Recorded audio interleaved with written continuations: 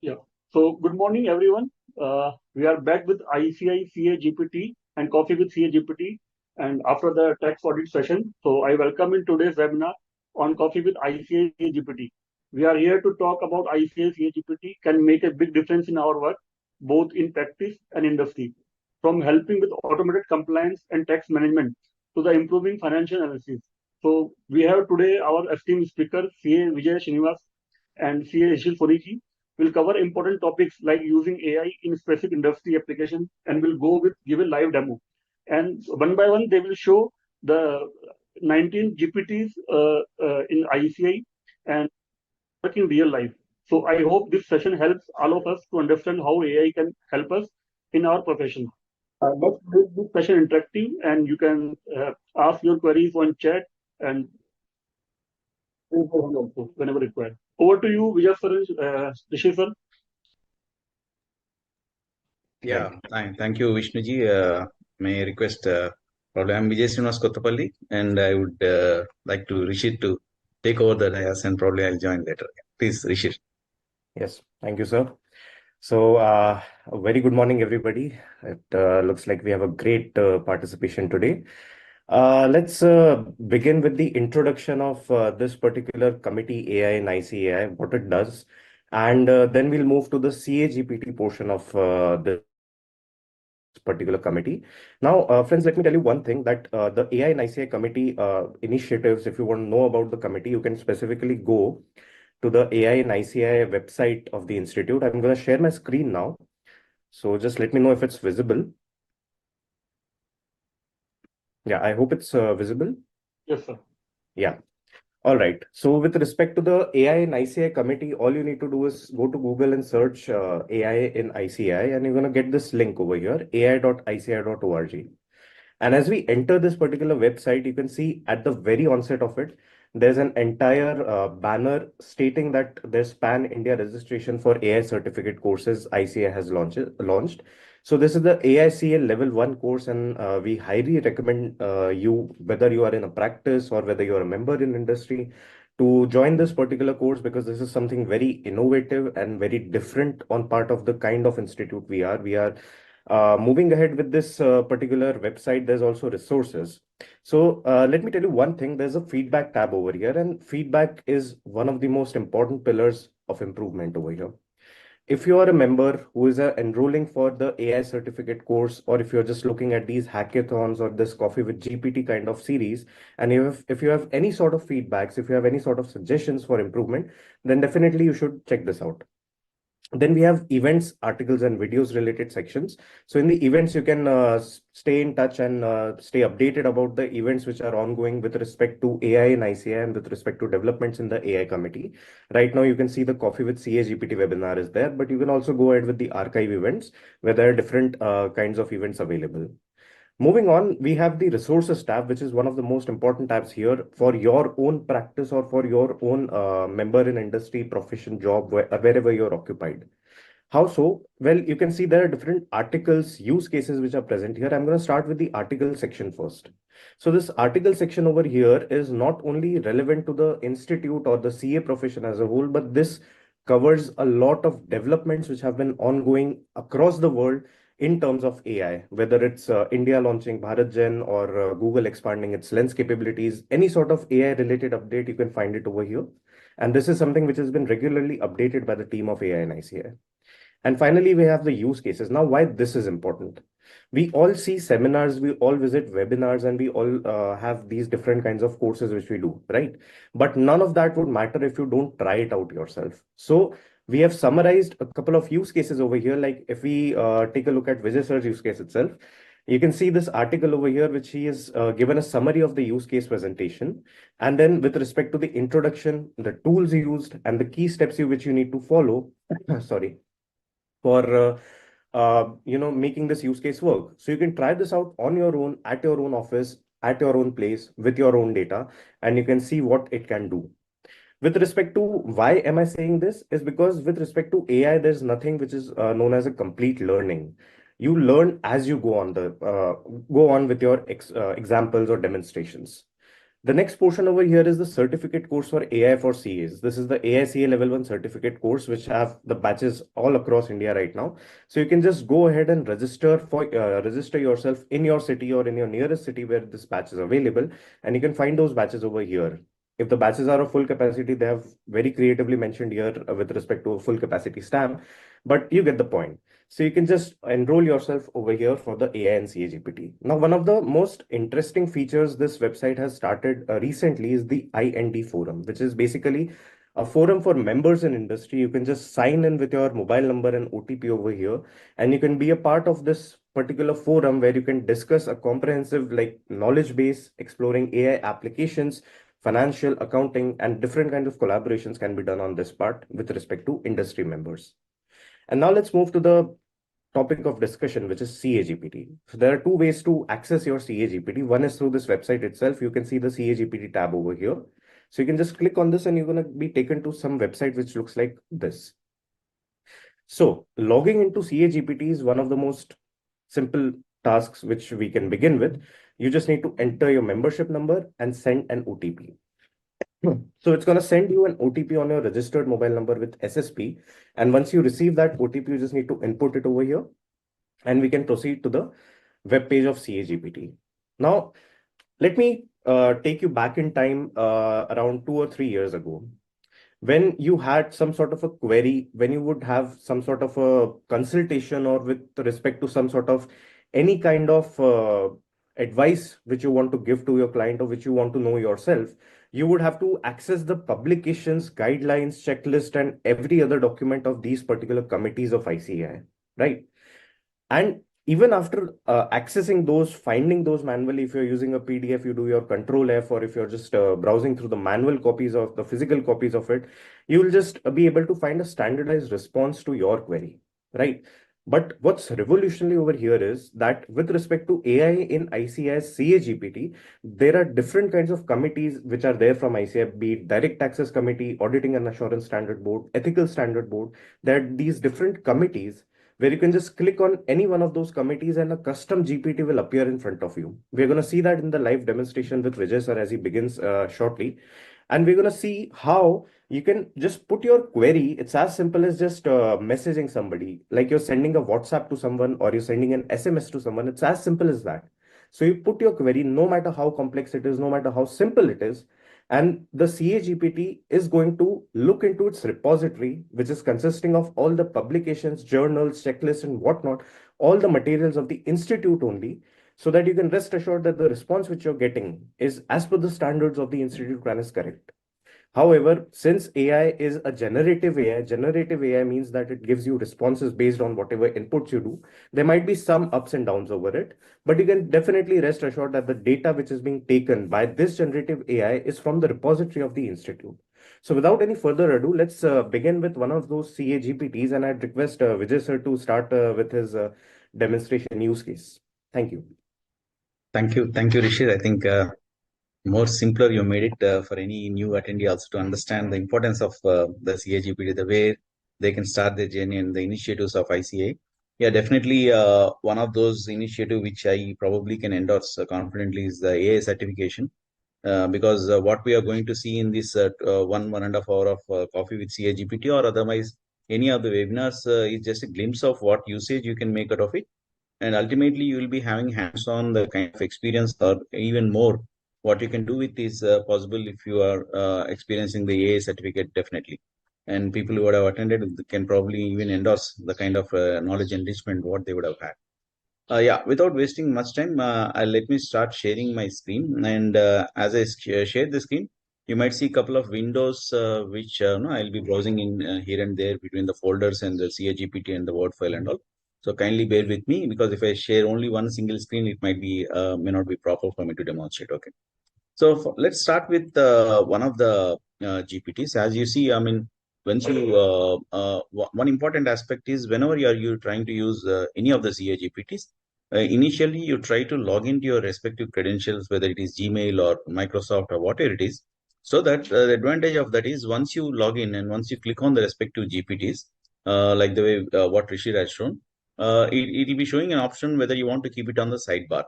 Okay, so I suggest whatever GPTs, in fact, I suggest adding all the 19 plus odd GPTs, whatever is available, to keep it on the sidebar so that every time you don't need to log in, generate the OTP, come to the particular window. So first one-time exercise to keep all those on the sidebars. So whenever you want to start, you can straight away start clicking on that and start using those particular things. Like you have accounting standard boards, act regulations, WSB, internal audit. And the good thing about this is the backend team of AI committee are very regular in updating this. If I'm speaking about GST, there might be certain circulars or notification being issued during the last 1 week or so. So they have taken up that, converted into PDF, and accordingly updated that particular aspect. So every time it's being updated, so you can rest assured while using this. Okay. Now the case study what I'm going to use is, because most of the time when we speak about using CA GPT, it ultimately comes back to the way you use your prompt. Prompt is the way, the query, where you design in such a way that you make the GPT understand and respond as per your expectation. So I can just go with a simple prompt saying, no, what is that particular section, or what is the process of filing these, what is the procedure kind of thing. But if I have to get a proper response, the prompt plays an important role. So let me share a simple tip when you are using any of the prompts across all the CA GPTs. So what I suggest is, and provided if you are having a subscribed version, more advantage, because you can train your model. I mean, the way you are responding, the way you're interacting with the respective GPT also will take care of the model training, so that it will better itself during the next response. So here, let's assume that my use case, what I'm going to demonstrate is, let's make it a little bigger. Let's assume I want to take the help of GPT, especially direct access GPT, to develop a project report with regard to a particular manufacturing company in terms of international taxation, or considering the DTA provisions kind of thing. So, the pain points, what you're going to have when you're dealing with particular, I mean, just to go to the kind of pain points, what you have is structuring the requirement. One, what kind of documentation you have to go for, what kind of compliance management, because when you speak about taxation, international transactions, and it's not just a DTA, you have to consider FEMA, you have to consider RBA provisions, you need to consider the local laws, labor laws, whatever it is there, and also the determination of the rate, the DTA rate application, supplier and recipient compliance, because we need to take care, because you are playing a role of chartered accountant. Somewhere you might have to think in terms of the other aspect also, because you need to see that the transaction goes on smoothly. And current risk management, transfer pricing documentation, these are the pain points. Now, if I have to do this on my own, no matter how many resources I might have, how much of team it have, if I don't make it in a proper scheduled kind of thing, or proper planning kind of thing, ultimately it takes so much of time, and also might compromise on the quality. So I'm taking this particular pain points to use the CA direct access GPT to come up with this. As I said, my prompt might be a pretty simple one. I mean, I want to take the help of GPT in such a way that I'll get them better output. So the best way is, whenever you go to the GPT, once you click on the GPT, the drop down, okay, there is something called temporary chat. So what I usually do is, if I have to generate a proper prompt, rather than directly going to the respective CA GPTs, initially I'll take the help of temporary chat, so that what it does is, it doesn't retain any of the history, it doesn't train the model, it doesn't keep the memory out of whatever questions I'm asking. So here, I'll put a question about so-and-so, so-and-so, and I'm the chartered accountant. This is what I'm looking for. Companies in constructing factory where complicated machineries are installed, especially with regard to the pharma manufacturing, where designs, drawing, installation, procurement as a turnkey is to be given to a foreign country, since the technical know-how as of now it is not present in India. This is my requirement. Now, when I'm going for procurement from outside, kindly give me a favorable country from taxation perspective to which the contract can be sourced. What are the issues involved in sourcing from outside? Now, this is my requirement, wherein I'm saying, if the above is my requirement from you, what prompt you would like to have from me, so that the output is accurate, takes less iterations. Iterations is, as you keep on trying to interact, it may not give the right answer straight away. So you might have to again interact through multiple prompts. So I'm trying to say that give me as much as less prompts required to get me a better output. So this requirement, I'll copy and paste it in the temporary chart, and let's see what it does. I mean, the temporary chart, I'm taking help to generate a prompt which I'll be using in my ICAI direct access committee prompt. Okay. And it will take its time. Because obviously it's streaming, and also it has to take care of the internet bandwidth and all. Just wait for a couple of seconds. If it's not through, I'll directly go to the resulting what I've already captured. Okay. Now, as you can see, it is referring me as CA Vijay because somewhere I've mentioned that in the settings, I've mentioned that you refer me as so-and-so, so-and-so. Now, this is the suggested prompt for maximizing. So if you see, this is the prompt, what it gives. My client, a pharmaceutical company, and the kind of language what a particular prompt understands. So it has identified a particular prompt, refined prompt. As I was saying, it may not be the exact prompt as well. It may not give you immediately output and the way. So again, I'll refine. It might take 1 or 2 iterations, whatever it is. So this prompt you'll copy and use it. You disable the temporary chat and you go back to your ICAI Direct Access Committee GPT, and that's where you'll be pasting that. As I said, immediately first prompt may not be giving exact results. So that's where it might take 1 or 2 iterations. So what I'll do is I'll straight away go to the one where after a couple of iterations, it has given me a right way of communicating. So here it says, as a chartered accountant for a pharmaceutical company, we are planning to procure so-and-so. What I'm looking for is a detailed analysis of most favorable country for such turnkey contracts, considering withholding tax rates, double taxes, DTAA, transfer pricing implication, any special tax incentives, comparative table for the top 5 recommended countries, an outline of potential challenges what we may face, and also recommendation to mitigate. So this entire thing will be considered as the prompt, and this is where I'll be using in my Direct Access Committee GPT. Okay. So let me just see the result. And I'll also, based on the timing, because obviously we need to cover good kind of demonstration within the time. So I'll show you each one of the preview. Don't worry, I also have created an output of file in a PDF format as an illustration one, which I'll be sharing with the AA committee, which in turn they'll share it with you so that you can see the final output, what it has given. So it says analysis of the most favorable countries. Singapore, Germany, it has given certain ideas about the rates, what is applicable, and somewhere it will give a table, comparative table also. Singapore, it says effective tax rate is 10 to 15%, withholding tax rate is 0 to 10%. What kind of relief I have? Industry expertise rating, because I'm speaking about turnkey project, and I also need to consider, because it may not be my domain going beyond. But if I include those as a value-added service in my project with regard to this transfer pricing, it might give a better impact in terms of value addition to the client. So after sales report ready, so it has given a beautiful table which I can copy into my Excel, but that's not what we are looking for. We'll see what exactly ultimately we'll come up with. Potential challenges in sourcing, it also given the legal issues, logistical issues, financial risk, regulatory components, and how to mitigate. Again, it is given the kind of tax planning. Okay, so initially it has given this summary. I might be, once we get on interacting with the respective CA GPT, so we start capturing the relevant information, because ultimately it comes with the way we give our professional judgment, we give our opinion, the way we take our decision. That's where it's our human intelligence which ultimately takes over and above all this. So what we are taking the help of this CA GPT is to provide me the information in a more structured way, or which otherwise probably I would have missed out if I'm following a template based kind of thing, which is in line with the current trends as well. And that's where I'm doing. And let's go to the second continuation. I mean, once I get that, I keep on elaborating the prompts. So further prompts, I want a comprehensive breakdown in terms of not just income tax aspect, also the GST implication, the customs, because we speak about the FEMA aspect and all. Let me just add this another prompt to this. Okay. So let's see what it does.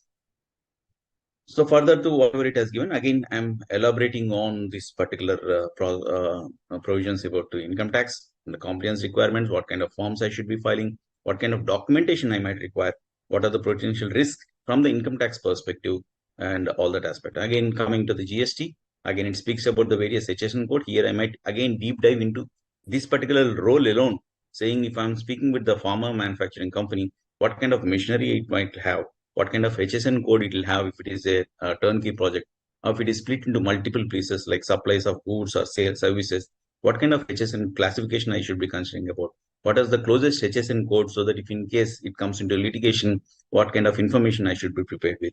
And okay, so again, it speaks about the custom regulation, it has the banking regulation, it has the FEMA regulation, and also the PMLA aspect, because somewhere we might also consider when especially you're dealing with those kind of things. Okay, let's go further ahead. based on the previous analysis, now I want the evaluation of the tax and regulatory implication, because if in case I'm splitting this turnkey project into two segments, one is giving the entire contract in terms of one turnkey project, or I give drawing to one, designing to one, supply to installation, commissioning to one, within those respective countries, what kind of impact I might have. So let me just use this prompt also, and let's see how it does. So this is not just a communication what we are doing from the CA GPT. We are building up a project. I'll show you at the end of the thing, out of all these, how good a project report will be if I'm dealing with this particular kind of area. Now, initially it speaks if in case if it is splitting, here's the breakdown. Let's go to the pros and cons. Single turnkey project, what is that? And if I'm going with the split kind of turnkey project, what kind of pros and cons are there? Okay. And let's ultimately multiple countries. If I'm sourcing this into split contracts to multiple countries versus single country, then again there are certain implications what it is speaking about. Okay, and again the DTA provisions, because we have said withholding tax, DTA provision price, and various other compliances. What is the risk matrix out of it? Okay, let it continue, and I'll just take you to the one of the important aspect. I mean, considering the previous advice, I want to analyze the tax and regulatory implication if I'm establishing a subsidiary company. Because what we see is when we are trying to go for a turnkey project, either I can directly outsource to entities, but if I'm seeing that there is a benefit if I'm establishing a subsidiary company in the respective countries through which I'm going to procure, let's assume the procurement happens outside these countries where I'm going for a tax planning, then obviously it might be a better option if I'm procuring through subsidiary company, and from there I'm getting the services as an holding company. There again, there might be a different kind of tax implication. So I'm going to include that as well, because that's how the market works around. So here it has even given a example in terms of the single contract, what are the implications, and if I'm going to split the contract, what is the implications kind of thing. But let's say I'll go with this particular question to evaluate, considering the previous advice, I wanted to analyze in terms of subsidiary company concept also. So let me just take this and try to do this, saying based on the previous advice, analyze the tax implication in establishing a subsidiary. Now it's also considering that if in case I'm establishing a subsidiary in UAE, recommended for turnkey contract sourcing, what is the implication?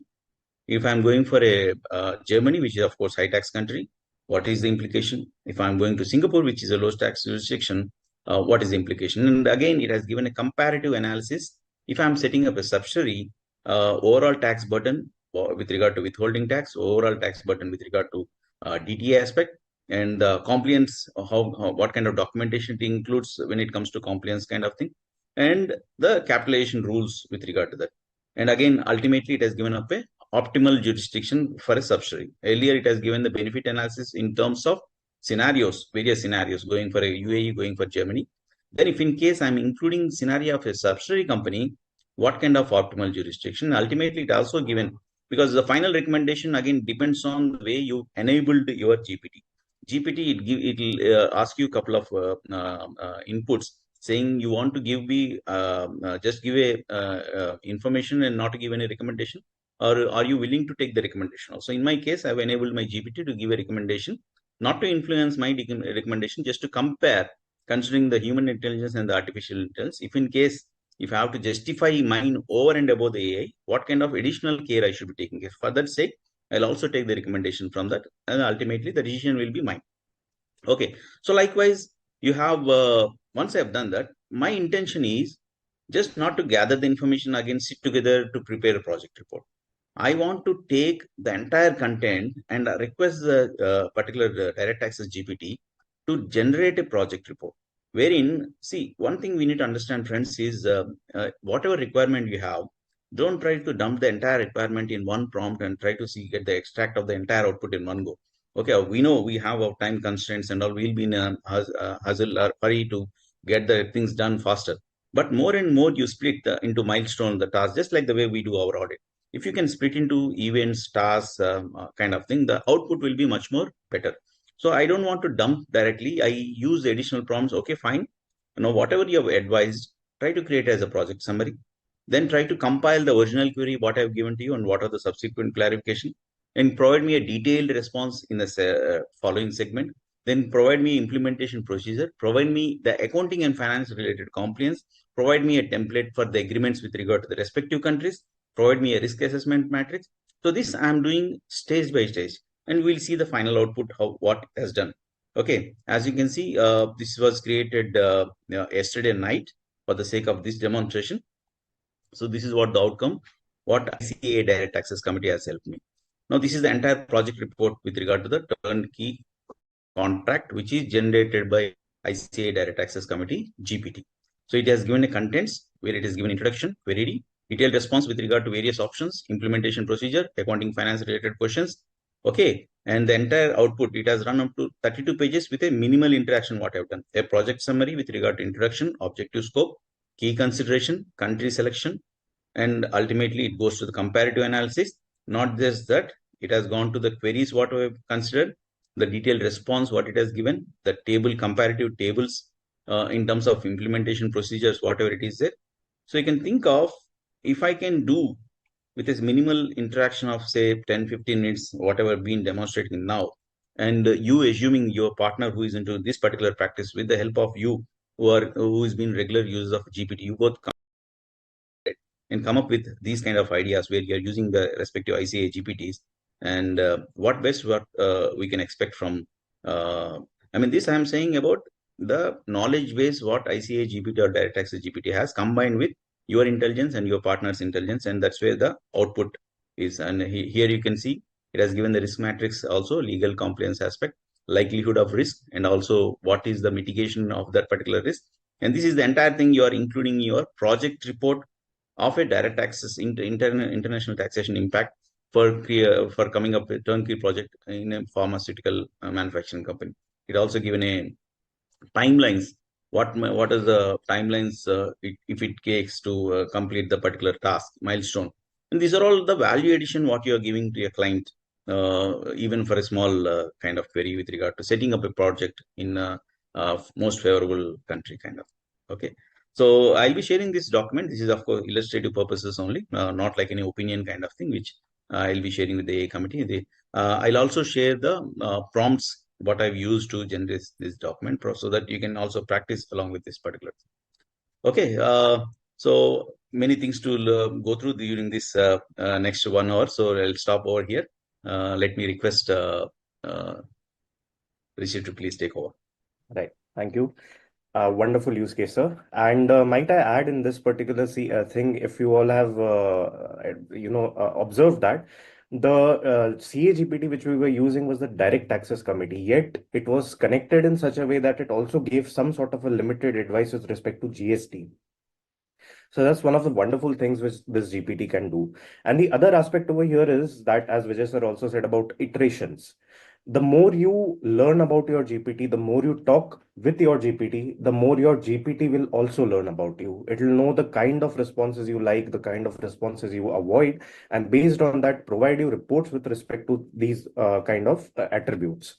So I think we're moving forward. Let me go ahead and present another use case with respect to, now let's pick auditing and assurance standard board. So here I'm just going to click on that GPT, and you can see that it's right now appearing now here on my side bar as well. And here we have the chat box over here. So what we're going to do here is we're going to do some financial analysis, and on the basis of that, we're going to make some sort of a decision, right? So for the purpose of this particular webinar, I'm only using a document which is publicly available. I'm using an annual report of a listed entity. So let me upload this RAL annual report. And you can see it is around 300, 400 pages actually, and it uploads it in just a few moments. And you can see how within seconds, it can analyze the entirety of this report, give you different sorts of analysis, give different sorts of summaries and opinions based on that. So I've created these prompts over here. So let's just a moment. I think the screen sharing has been paused. Okay. Yeah. So I hope it's visible.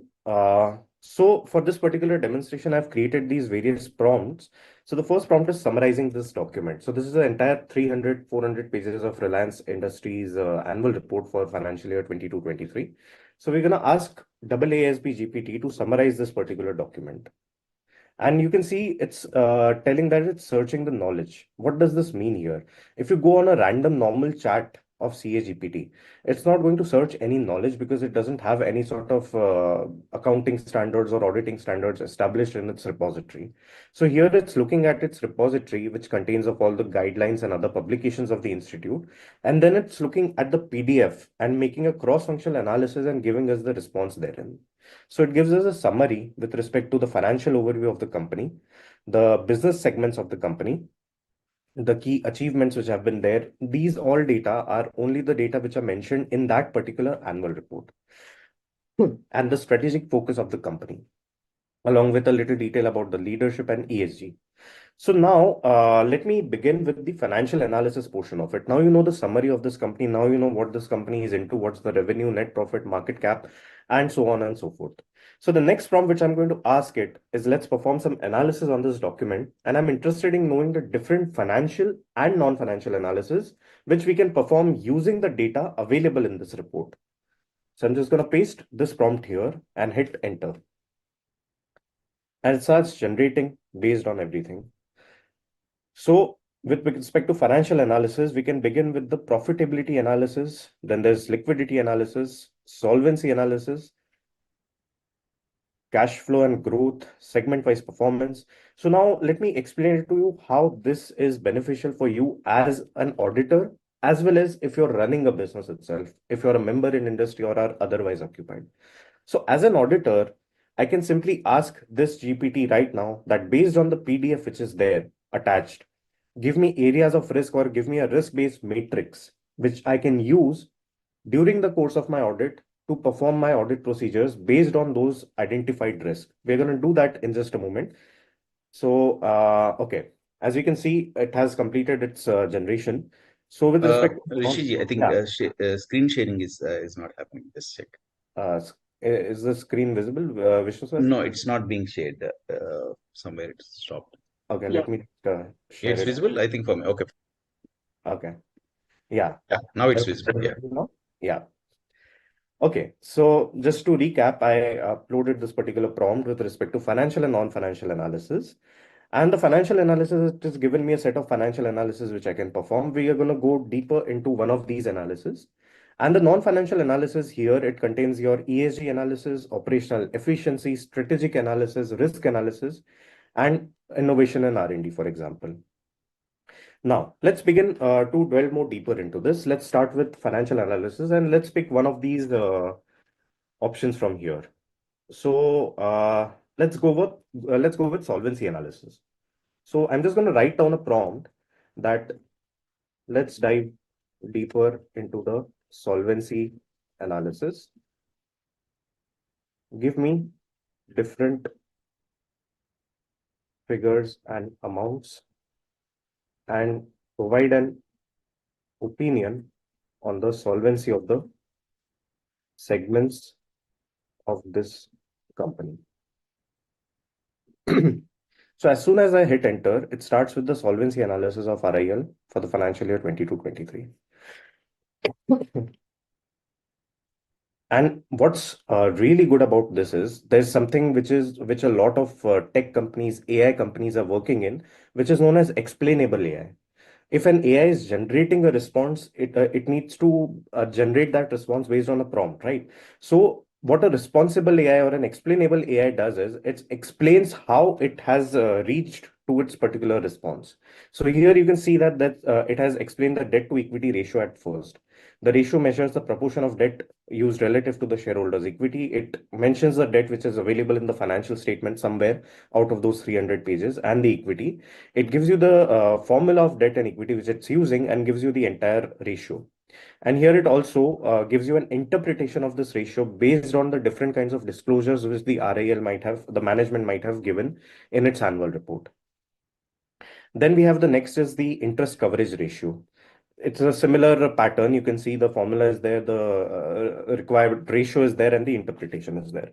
So on the basis of this, now I can make a decision with respect to where do I need to check as an auditor, and also where do I need to take care of the business as a director or as a particular manager of this particular company. So I'm going to start with the auditing related aspect first. So there's another prompt which I've developed here, which is saying that now let me ask you something. Scenario number one, I'm the auditor of this company, and I need you to perform a risk analysis based on the financial data available in this report and find me areas where I should be more focused based on the risk ranking. Let's see what it generates now.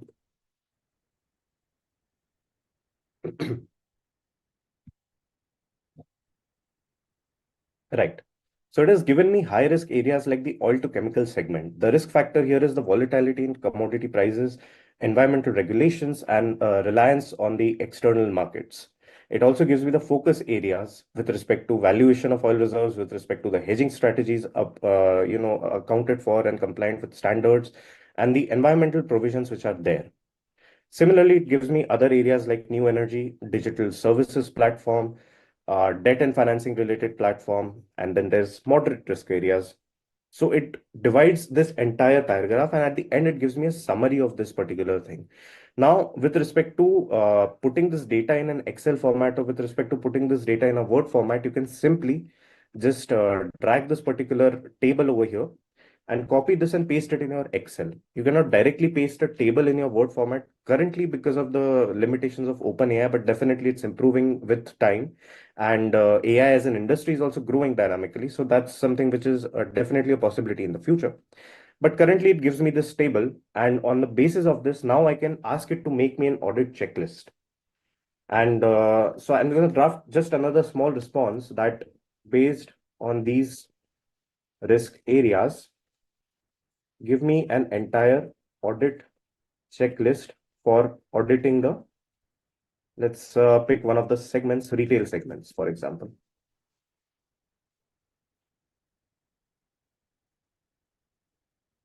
Give a tabular format.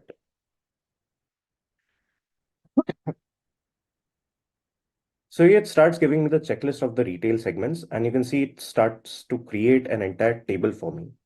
I can definitely add more rows, add more columns. I just need to tell it. And it's as simple as that. So it starts with the revenue recognition, what things I need to focus on this particular aspect with respect to inventory, with respect to supply chain management, sales and customer data, and so on and so forth. So what's beneficial in this as an auditor for you right now is that if you're doing this sort of an analysis at this comprehensive level, you can rest assured that your analysis is accurate up to the standards and you're not leaving any stone unturned over here. And based on that, you can reduce the audit risk to an acceptably low level, and you can rest assured with respect to your remaining audit procedures as well. So after this has given me this particular uh, table over here with respect to fraud risk management, let's say employee theft and shoplifting is there. I need to evaluate whether the adequacy of control is there. To reduce the inventory, what do I have to do? With respect to the objective of this particular audit procedure, what's the objective, the documents required, and the remarks and so forth. So as you can see, I have been going deeper into one particular analysis just now right here. And on the basis of that one particular analysis, it's giving me so much of information. So there's always something which you need to do within AI, which is just to keep trying and keep chatting with it. Different kinds of iterations will give you different kinds of responses. And once you are satisfied with what response you have based on your problem statement, if your solution has been sought, then you can definitely go ahead and log this in. So this is one of the GPTs which we have been using, which is the AASB GPT. Now let's move to one more GPT over here, which is the Accounting Standards Board GPT. Now, what I can do is I can attach the entire report again here.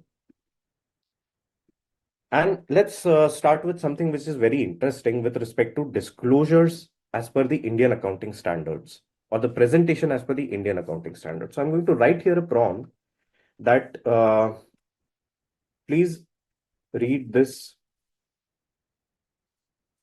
entire document and provide me with a comparative analysis of whether disclosure and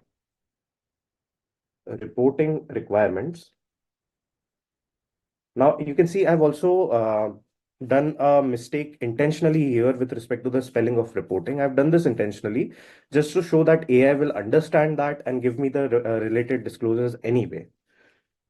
With respect to say Ind AS 115, sorry.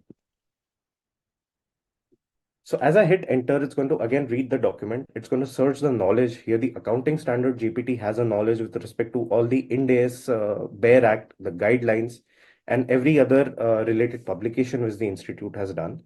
And it's going to search the knowledge. And meanwhile, it does, okay, it's done. So it gives me the revenue recognition principles as per Ind AS 115 with respect to the 5-step model emphasizing revenue when or as the control of goods is transferred. In comparison to the earlier accounting standard, it also provides me comparative over there. Then it gives me the disclosure requirement as required under Ind AS 115, gives me a comparison with the previous standard. And then when we go with respect to, okay, so with respect to the disclosures required, it has given here. So now, as Vijay sir also explained with respect to iterations, we need to start working with it.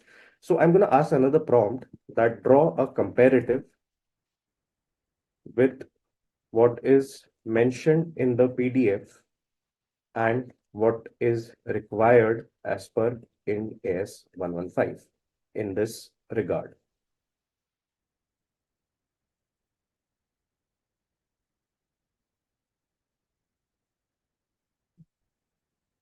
So here it starts the comparative analysis of Ind AS 115 and Reliance Industries Limited. First is identifying the 5-step model. When the control of goods or services is transferred, it identifies the 5 steps here, and then it gives us the disclosure of the Reliance report straight away from the PDF of 300-400 pages with respect to saying that it follows this framework, particularly in oil to chemicals and retail segments, where the revenue recognition is tied to control transfer based on customer delivery. Transaction prices allocated based on the nature of services. Then with respect to performance obligation, it's giving me the disclosures with respect to performance obligation only, contract balances, disaggregation of revenue, significant judgment, estimates, transition disclosures, and so on and so forth. So you can understand that you're leaving no stone unturned with respect to you as an auditor. So that you can rest assured that the disclosures are there and you have audited each and every aspect of this particular disclosure over here.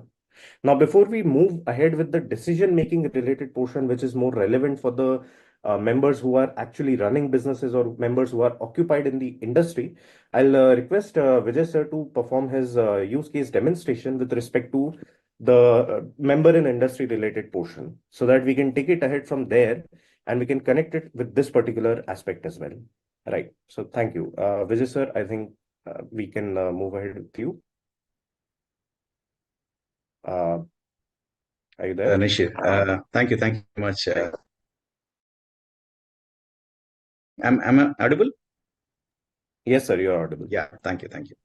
Okay, I was just trying to respond to a couple of questions as well. So for the members, coming back to our presentation, so far we have seen a couple of CA GPTs, and frequently the question comes is CA GPT is being used only to generate some responses or respond to certain questions? Yeah, of course, it has a better role also. It not only responds with the answers just like your Google or whatever. It also comes with suggestions. It also comes with a proper tabular kind of information.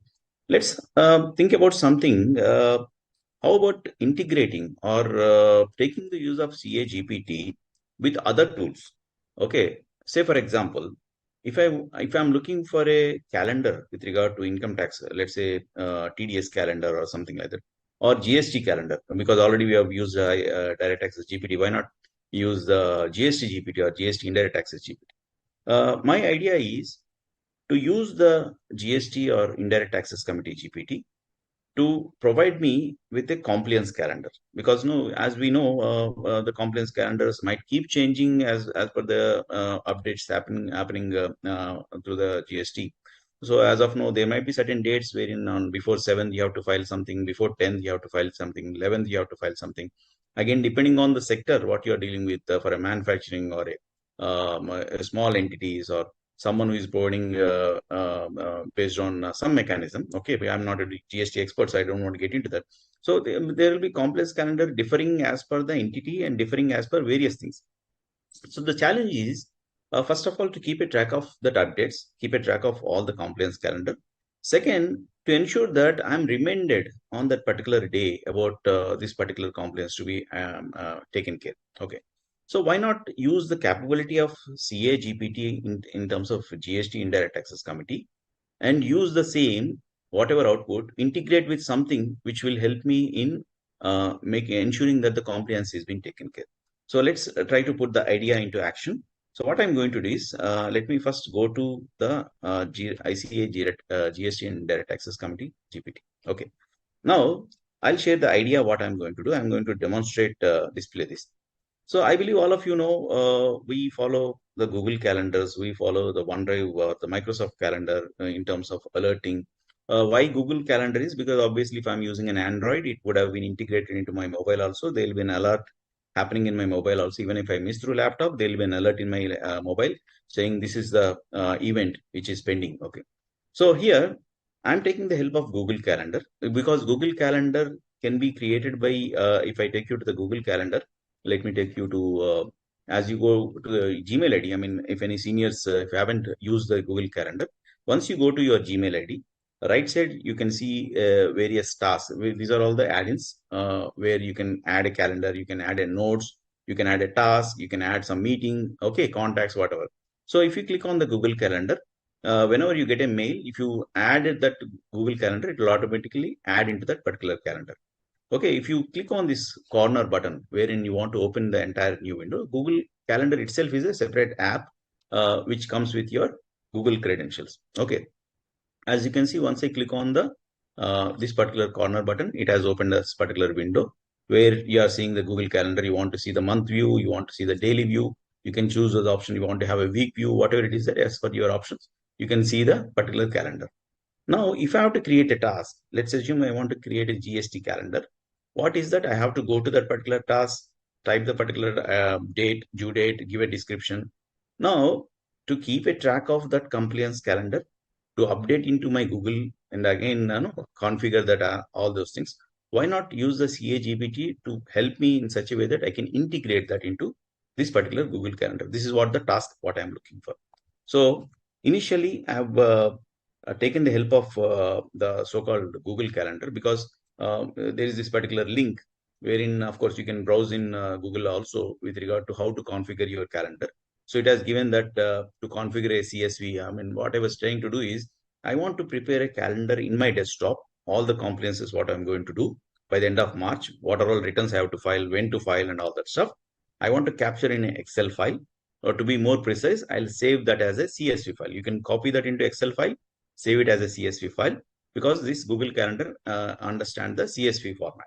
So what I'll do once I prepare that, I import that into my Google Calendar, and this is the help menu what Google has provided, how to create a CSV format, what kind of format you should be using, what kind of subject you should be using.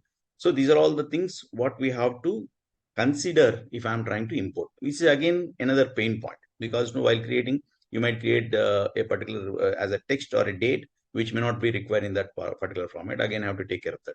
Now I'm taking the help of the Google help, Google, the way it has to be created, along with the ICAI GST and Indirect Taxes Committee GPT. Let's take the help of these both and create a particular calendar. So if you see the prompt, what I've started with is, hi, I'm preparing a Google Calendar using CSV file import, for which I needed to generate information as per the format given by Google Calendar help menu. I've pasted the entire help menu, whatever is there. And if I click on this particular, let me just click on this link as well so that you can also have a view what this is about. This is the Google Help Calendar. So it says that if in case you want to import, how it has to be done. If in case you are trying to import from the CSV file, what format. And I've just copied the entire content into my prompt so that if I leave it as it is, sometimes GPT might respond, may not respond, because once you put a link, there is always the issue of cyber security. So it might even access the link or may not access the link. So not to take any risk, I've given the link and also given the content of that particular help menu. So at the end of that, I'm putting a prompt to GST GPT. For creating a CSV file, I want you to provide me with a GST compliance calendar for a large trading company. I'm taking the help of a simple example of a large trading company, which has around 25 branches, because once I include branches, I might be having ISD, input service distribution, or it might be having some other aspects also. And compliance take place at the central location in Hyderabad, for which purpose you may consider the calendar is being generated for the month of October, because now when we are in the month of October, I'm taking the help to generate a calendar up to the period relating to March 25. So kindly provide me with the CSV file considering the above format. That means the format what Google Help has provided, enabling me to import into Google Calendar as per the above instruction. This is the end-to-end prompt wherein I am trying to take the help of ICAI GST Indirect Taxes Committee GPT. Let me copy that. Come back to this ICAI Direct Taxes. Let me paste the entire prompt. So here you don't need to worry about the limitation and all. Of course, in the AI certification, you'll get to know how you should be, designing your prompt, how many words you can use, what is the maximum extent, what is the token, and all that stuff. We'll be learning in that anyway. I will not get into technicalities. But this is the entire prompt which I have pasted. Let me just run the prompt. Okay, I'm taking the help of GST Indirect Taxes Committee because it's updated with the calendar, it is updated with the compliance calendar, it's updated with the procedures, it's updated about what are the frequent changes happening in terms of compliance and all. Because I'm not a domain expert, I'm not sure whether the calendar is right or wrong, but let me just demonstrate so that you can validate at your end. Now it has provided me a Google Calendar format in the way Google Help has suggested, which otherwise if would have to do in my end, I have to take care of that in Excel, take care of the formatting, all that, which might be difficult for a couple of people who are not so tech savvy kind of thing. But still, just copy paste.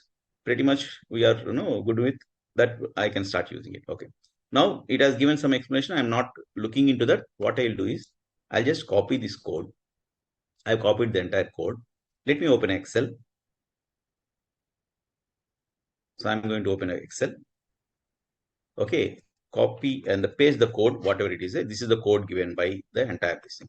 Of course, little understanding about how to delimit the columns and all. This is the little understanding what you need to have, which obviously you can take the help of any of your articles if in case you are not knowing, seniors especially. So I'll go to data. I'll convert this by using text to columns by delimiter, because this is a comma. I'll just ensure that this is a comma delimited. Okay, and I'll say finish. So what we have is a Google Calendar of compliance with regard to filing of returns right from October till March, okay, by using the help of the prompt what.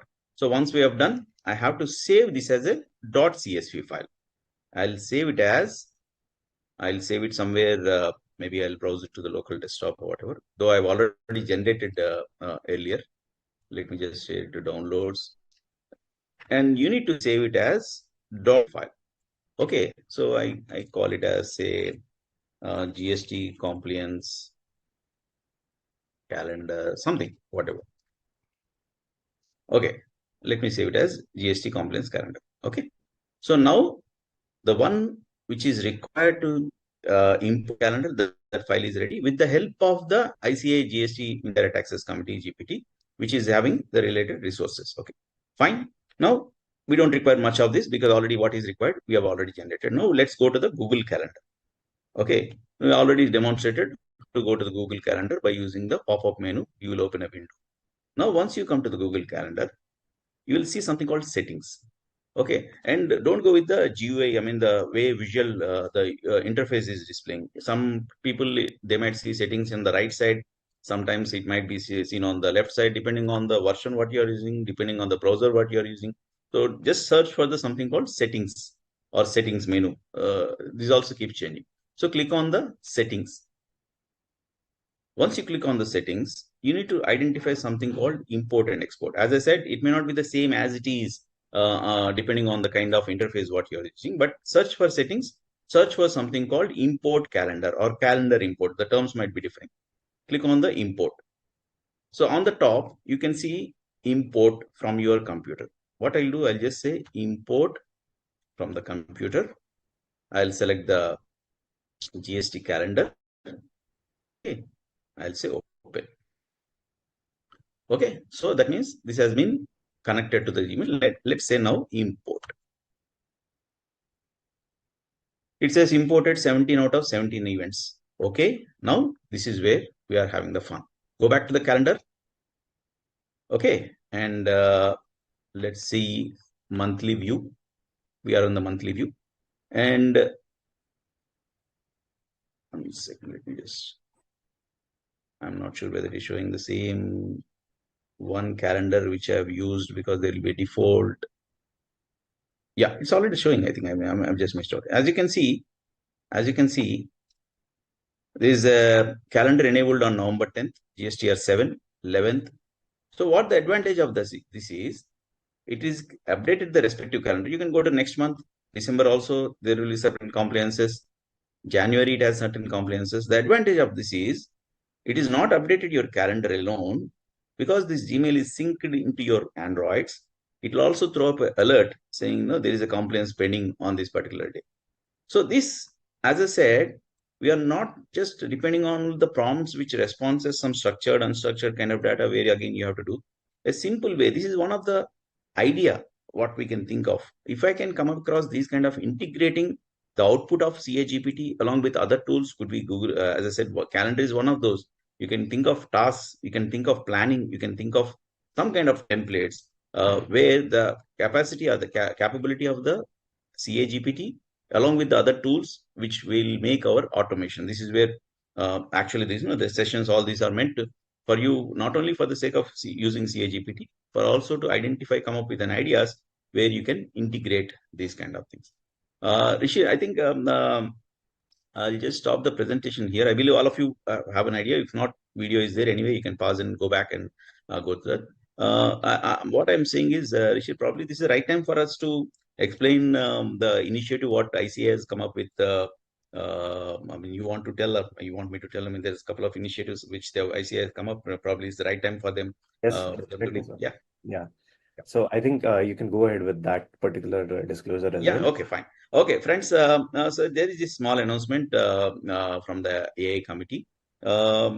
Just 2 days back, they have come up with an announcement. Of course, publicly they'll be going for this as well. They are looking for the CA members, those who have completed AI certificate, even otherwise, to make use of CA GPT. Any of the CA GPT out of 19 GPTs, what you have, record a video of 2 minutes where the best idea is to reflect your face and along with the screen sharing as well. So that you record it for 2 minutes and share it with the AI ICAI committee through email ID. Okay. So this is what they have. I mean, and thanks Vishnu. He has displayed that particular. So it's the main theme is to let's celebrate the Diwali festival to light one lamp each. Okay. So here you're going to record a 2-minute video by using any of the CA GPTs. You can use any of the CA GPTs. Come up with some brilliant ideas. One which I've shown the way you integrate your Google Calendar. Come up with something where you involve the CA GPT and come up with some brilliant this thing. Record it for 2 minutes. Share that recording. What ICA is going to do is share that particular happiness of 2 minutes of recording across the members globally. And not only that, the members are also get to know who has done that. That means your profile, you are reaching global places as well. So win-win for both institute, for you, and better way to celebrate. Nothing better than this to celebrate the Diwali, is it not? So kindly take up this challenge. Of course, further more information will be shared by the AA committee. So I thought I'll just give a heads up about this particular event. Yeah, Rishir, all to you. Kindly please proceed. Right. Before I proceed, there's I think one more question with respect to having an option for API calls so that we can use CA GPT with other apps. Do you have any sort of clarification or response to this? What we need to do understand is when we speak about CA GPT, it is using the platform of OpenAI that is being configured on the OpenAI platform. So if OpenAI has the capability of API, I mean integrating with API. I mean in the AI certificate we have learned that how we can integrate GPT into your chatbot. Okay. Similarly, the OpenAI has the capability of integrating through API. Of course, it comes with the subscribed version through API keys and all. But if that is done, then CA GPT can also be done because this is done on the platform of OpenAI. So very much possible, provided you have a subscribed version, or provided you are using the subscribed version of the OpenAI. Yeah. Right. All right. So in this last leg of this particular webinar, let me cover with respect to what CA GPT can help you or assist you with transforming your decision-making related portions. So I'm going to take you back to the same case law which we were presenting earlier. So the same use case, apologies. So here in the double ASB related chat, which we were already doing, just a moment. Yeah. So in this, we did a chat with the annual report of RIL, and we saw what it can do with respect to analyzing the risk, giving risk compliance matrix, and so on with as an auditor. Now, if I'm running a business, if I'm running some sort of a particular entrepreneurship or a startup or any sort of a company, for example, this particular company itself, what can I do to make decisions as a board member or as a director or as a manager of this particular business? So we're gonna write another prompt over here. This is a second situation. First situation was as an auditor, what would you do? Now this is specifically for the members on industry or who are the members who are otherly occupied in some sort of a startup or any other business. So you can simply give the details of your business to this chat GPT. It can be something as simple as creating a prompt that I run a business and these are the elements of my business. This is the industry which I'm working in. And you need to give me particular areas of risk where where I should be careful as an owner of the business. And this is the second prompt which I'll be writing here, which is I'm in the board of directors of this particular company. And I need you to suggest me in terms of decision making by giving me a segment wise profitability of the business mentioned in this document. Now, here I'm using the annual report because it is something which is publicly available. Therefore, in your case, in your own personal use case, it can be any sort of a management information system report. It can be any representation which has been given to you by the middle level management or the operational level management, and you can perform your analysis on that and you can make your decisions based on that. So here it starts by explaining that as a member of board of directors, segment-wide profitability analysis is crucial for making decisions strategically. It starts giving me the details of segments. So the retail segment, it starts giving me the revenue, EBITDA, and the key points for decision making, growth potential, expansion strategy, and investment consideration. So you can see that it has given me a segment-wise reporting over here. Now let's focus on a particular segment or basically different segments where I need to either invest by way of merging or divesting or any other sort of way. So I'm just going to paste that new prompt over here while it generates the previous one. So we are thinking of an expansion, and based on the data that you have, what areas can we go ahead in terms of acquiring other companies? So I'm going to continue this chart over here and press enter. And based on the entire data which it was doing since the very first prompt, which I put as an auditor, it's collecting all that chat which we have done, connecting it all and giving me a response based on that. So while considering expansion through acquisition, it is essential to identify where the growth potential is. And it has given me the different segments again. Digital services or geo platforms has definitely been a dominant player. It has a margin of 42%, driving its leadership in mobile data, digital content, where acquisition would make sense. Potential acquisition targets, it's providing me the areas where I can go and acquire these companies, whether it's a cloud or AI startup company, an OTT platform, or a fintech company. I can just go ahead, make my decision based on this analysis report. And I'm just going to press on continue generating. So it's going to keep giving me, so it's going to generate area-wise report for me and give me a conclusion or a summary of what it has generated. So digital services, acquiring cloud technology firms, OTT platforms, fintech companies will strengthen my position. With respect to retail, there's e-commerce platforms, premium lifestyle brands, pharmacy chains. With respect to energy, the EV infrastructure is definitely something which is up and coming. Media and entertainment is also there. Oil and chemicals is also there. So you see, it's giving me an entire holistic view of my business in one place on my one prompt. Now I can just simply ask it to draft me an Word file containing all this information to present to the board. Also suggest areas of improvement in the current business policies. Let's see what it does now.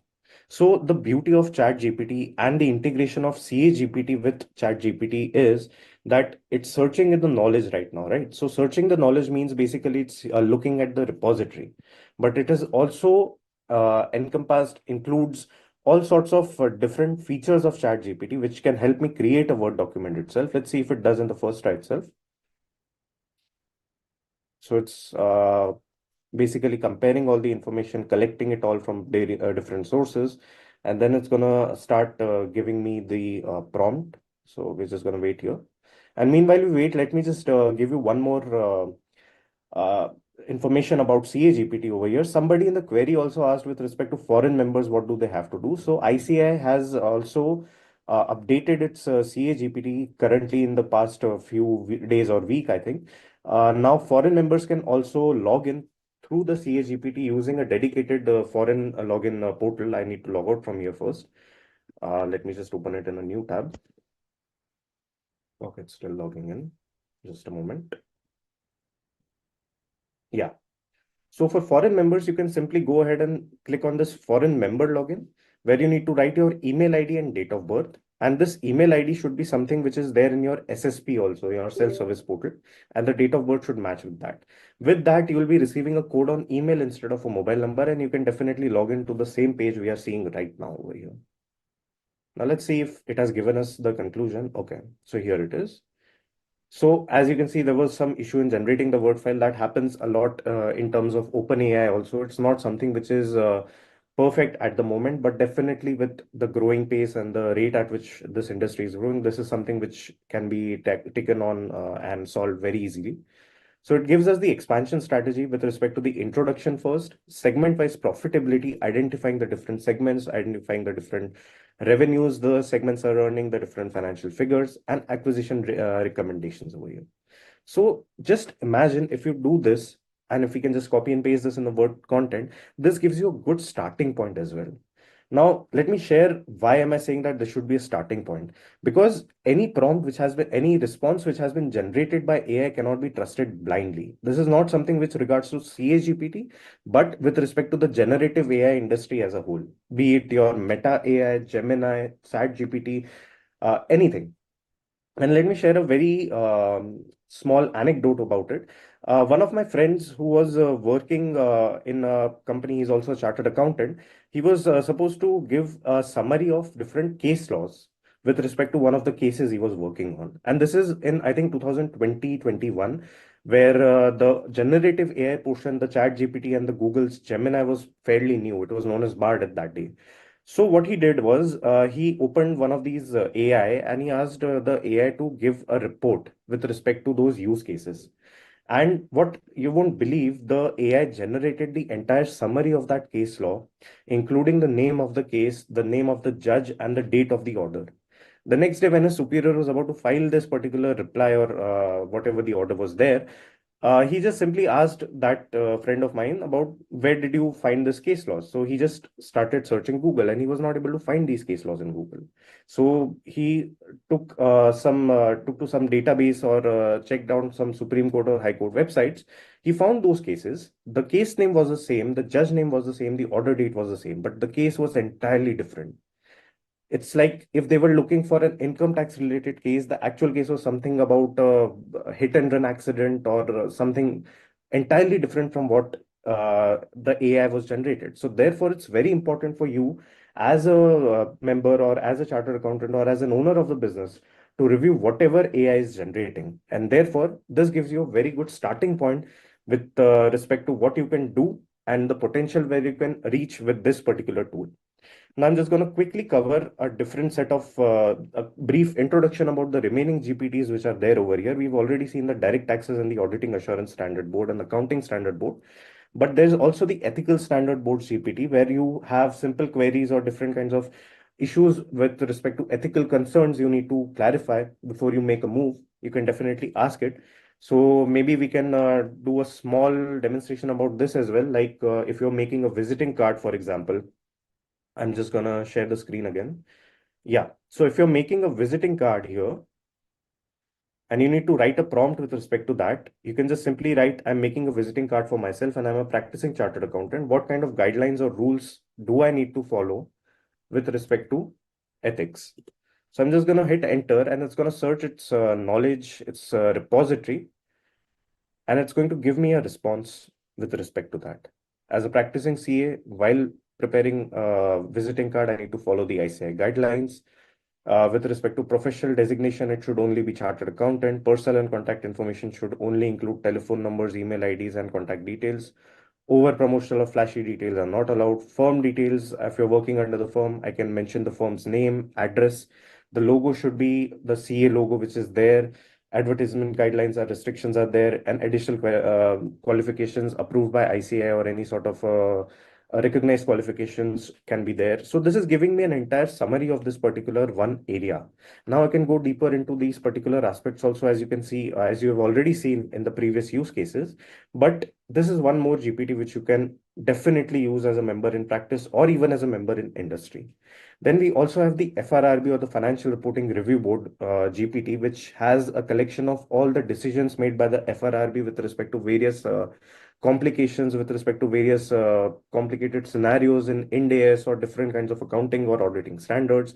Then there's Expert Advisory Committee. We have already covered the GST and Indirect Taxes Committee also. And with respect to the mechanisms of the institute, if you have any sort of problems with respect to what to do in SSP portal, or what do you do in your DLH portal, or any sort of arms of the institute, you can definitely go to the Members and Student Services Directorate. This is what can help you with respect to different kinds of functionalities of the institute and help you save time in respect of giving you solutions for that.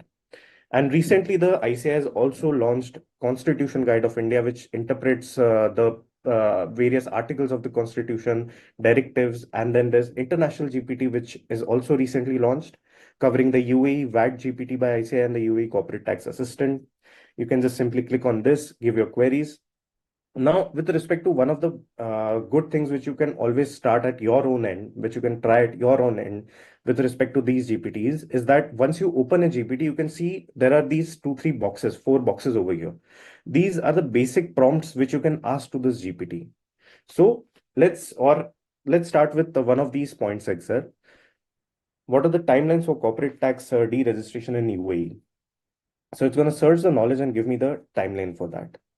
Another thing which you can do is, I think one query was also there with respect to how can we see what this particular CA GPT has in its repository, right? So if we take any of these GPTs, let's take the Corporate Laws and Governance Committee over here. I'm just going to ask this GPT what kind of repository documents you have. What answers can you give? So it's going to give me a list of the kind of documents which have been attached at the back end by the institute. And it's going to give me a summarization format of that particular thing. It's going to not give you the entirety of the document. That's not possible right now with OpenAI's limitations and confidentiality and everything like that. But it's definitely going to give you a summary of what documents there are. So you can obviously go ahead, check out these different GPTs, ask what kind of documents are attached at the back end of these GPTs, and they are going to give you a response. And on the basis of that, you can move ahead with your problem statement and try to find your solutions. So I think without further ado, I think we can move ahead with the Q&A session. Vishnu sir, I think I'll hand over it to you, or Vijay sir. Yeah, Rishabh, maybe now we have another 10 minutes time, so why not utilize that? Why not benefit members by sharing one more use case? So let me just share the screen so that quickly I can run through. Sure, sir. Okay, so this I want to use another GPT of CA, that is your internal audit, because no, we are having members also from industry, and otherwise when I say industry, a couple of members are purely into providing services related to that internal audit kind of thing. So one way, when we generate a checklist kind of thing, usually it will be captured in a Word format or Excel format and all. We'll go one step ahead. For that, what I've done is I put in a simple prompt saying I'm planning an internal audit for a medium-sized Indian manufacturing company with so-and-so turnover. As an experienced internal auditor, I'm giving a role. So whenever you're asking a prompt, and ensure that you follow those protocols so that you can get a better output. So if you are assigning a role, accordingly, the response will be as per the smart algorithm assigned to that particular role. Okay.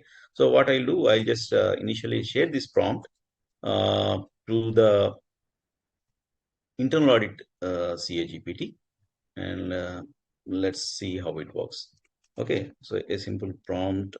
Let me just enter. which has operations in 3 states, exporting to 5 different companies. Okay, so it gives, obviously, as we all know, it gives certain checklist kind of thing and what kind of controls you should be evaluating about, what kind of compliance you should be considering about, all those things. So there's a series of prompts which I'm going to see, but ultimately we are trying to come up with some better output, which will be a template or a proper checklist kind of thing. Okay. Before it goes, let me also highlight. Fine. So once we get that, obviously, as we know that we have asked something, I want that fit into a particular checklist format so that I don't want it a more unstructured kind of thing, so that I can copy the same into my Excel. So following a particular prompt for whatever information it has given, I'm just asking it to classify into these 5 segments. Okay, that's the area, risk, control, objective, audit procedure, and all. So it is obviously giving a more structured kind of response. What earlier it was like unstructured kind of thing. And while it generates, because as it keeps on generating, obviously I can just copy and come back. Now, out of these, let's identify one particular area if you want to deep dive into that. To identify if in case internal audit, I'm trying to focus more on inventory management. Okay, so now let's focus, because if I keep on interacting, obviously it has a general understanding, keeps on elaborating on that particular aspect. Let's focus on one area out of this entire risk matrix, what it has given into my inventory management. Okay, so let's see what it does when it comes to inventory management of a manufacturing company with the kind of size what we have given. Okay, so specific risks with regard to inventory management, what kind of audit procedure I should be following. This could be a proper SOP for any new article, a new student who is taking up this particular area, than going with the guidance, oral guidance kind of the team leader. Now, once we go that, then ultimately fine. Now, how would I adopt this particular audit program if in case just-in-time inventory system is there? Because sometimes when we speak about manufacturing, okay, they are based on the baselines. There might be certain requirements of this also. So whatever it has given, I want to include, make it little challenging if in case there should be an immediate modification in the audit program by virtue of just-in-time inventory system has been there. Okay, fine. Now, what is that we have done so far is we have initially started with the inventory audit aspect. Then we have gone into preparing a checklist, classifying that respective areas. Then we have gone into deep dive into one particular area, like say inventory management. You can think of any other thing, governance, compliance kind of thing, whatever it is, production, manufacturing, all that. Then we have within that, again I said a challenging is if in case just-in-time inventory system is there, what any kind of additional aspects are there, how it is going to address. Then within that, again I want to generate a checklist for me, so that I can ensure that whether I follow a checklist, so that I can ensure that my article student complies with that. So out of the earlier discussion what I have, I wanted to generate a checklist so that I can, of course, now it is generating in a normal format. Okay, let's put it like kindly generate in a tabular format to enable the compliance checking. Okay, I can stop abruptly anytime, because if I see that I don't need to wait till the entire response, I can abruptly stop somewhere. So obviously it is giving up the compliance kind of. Okay. Now, the key takeaways out of all these particular things is the ability to provide a comprehensive audit planning guidance, including your audit procedure, adapting to your specific industries. Like say if I'm speaking about manufacturing, speaking about the size, speaking about the geographical locations, okay, speaking about the just-in-time kind of inventories, and what kind of audit program I can design by using questionnaire. Okay. Now to add it to this, if I can make use of all these things, to generate a flowchart kind of thing. Okay, for whatever information, whatever we had, let me just copy the entire content, or probably I'll go to directly demonstration. There is something called whimsical diagram. Okay, because when we speak about automation, I need to have a proper flowchart so that I can make of this internal audit flow, whatever it is there. Okay, so let me use, in fact, I've archived that particular. Let me directly take to that instead of wasting time on displaying, demonstrating and all. Let me just go to that particular chart. So this is what I've done just a couple of minutes ago. So I've shared the entire audit flow, whatever it has given in the earlier chart. Kindly provide me the process flow chart for entire scope, what it has given, internal audit GPT has given. And this is the flow of the particular, wherever decision making is there, it will ensure that the audit procedure, how it has to be modified and all. So you generate from the respective CA GPTs with regard to audit flow or audit procedure kind of thing. Take the audit flow, go to your whimsical diagram, let it generate a proper flow chart so that you can ensure that wherever documentation to be required, wherever decision is making is to be required, wherever additional resources have to be involved, all that aspects, a proper flow chart will be much more easy for us to understand, document the entire audit procedure kind of thing. So this is one way you can integrate the output of your CA GPT with additional tools like whimsical diagram to come up with a proper flow chart of the entire audit process. Okay. So this is where I'll stop my presentation now. Let's have, I think, good number of questions are there. Let's try to address those. All right. So there's a question from an anonymous attendee here. I think Vishnu sir, if you can also possibly handle this particular question. So this person is based in UAE and they have tried to create a login ID but unable to complete a process due to OTP verification in the mobile. Sir, I think right now, a couple of days back, ICAI has also launched a dedicated login for foreign members, as I also mentioned it earlier. And you can just simply put your email ID, which is registered with SSP, and your date of birth. And it should be of no other hassle. It can be a hassle-free login from there itself. But if you do face any other issue, I think Vishnu sir can demonstrate it much better. Yes, sir. Yes. So for foreign members, we have enabled without OTP. So SSP registered email ID and date of birth. They can do the login and they will be landed in the member GPT. Right. So they could be trying here. So don't try here. Without OTP, they can try here. Right. So you won't basically be requiring a mobile number for that. You can just simply go with the email ID and date of birth. Then we have, let's start from the top. I think. I think one question from Manish Dowdani. He was asking, one of the challenges to maintain the confidentiality of the client data details and also make use of the AI capabilities. Is there an alternative way to use the ChatGPT and other tools without sharing the client-specific data? For example, I wish AI to review the audit report for clients. Yeah. The practice what I follow is, let me just share the screen while I'm demonstrating that. If in case you are trying to share some information, let's assume out of this part, let's assume this entire thing is the client information. Let's assume for a while, and this is the one which I want to copy. And instead of copying the text, the practice what you can follow is you go to the sniping tool which comes with your Windows, okay, and take the snipe of that particular part. And as you can know, you can upload up to 10 images in Chat GPT. You just copy that, go to the GPT. Okay, let's say I'm coming to the fresh GPT, whatever it is. So here I'll paste it. I keep on taking the screens, next page, whatever it is. So best way of using it is you identify that area which you want to use and not copying any other things. Take the screens of that and start interacting. It's as good as it has the capability of understanding the image, content of image, and all that aspects. So at one go, you're taking care of reducing your efforts in copying the text and all that, compiling and all that. Second, also in terms of the privacy aspect, here you might be using the sniping tools. This thing. Instead of saying all this, one important aspect we need to consider is the ethical. Because when we speak about AI, it's not just about. In fact, one of my members, Mr. Ashok, yesterday during FDP, has shared one very good idea. When you are client centric, obviously, when you are client centric, you will be taking care of the privacy aspect.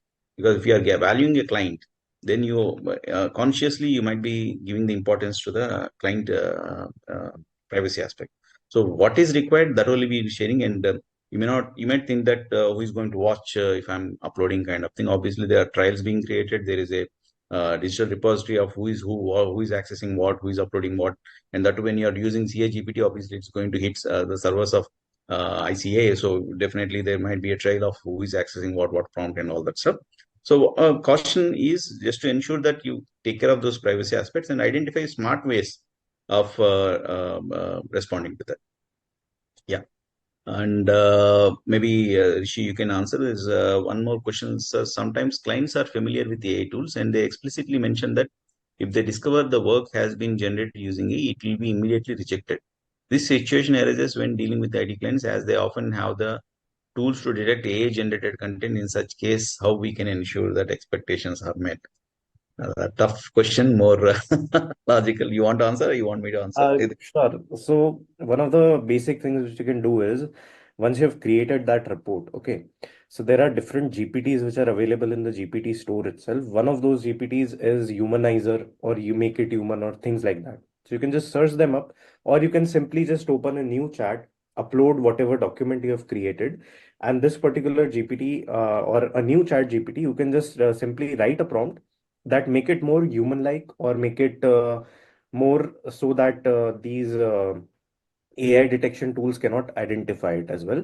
And you can definitely also, there are free tools available on the web also. You can search and upload your content over there and check if there is any sort of a detection which is available right now, or if they are able to detect any sort of AI related thing, which would, I think, resolve your query up to a certain extent.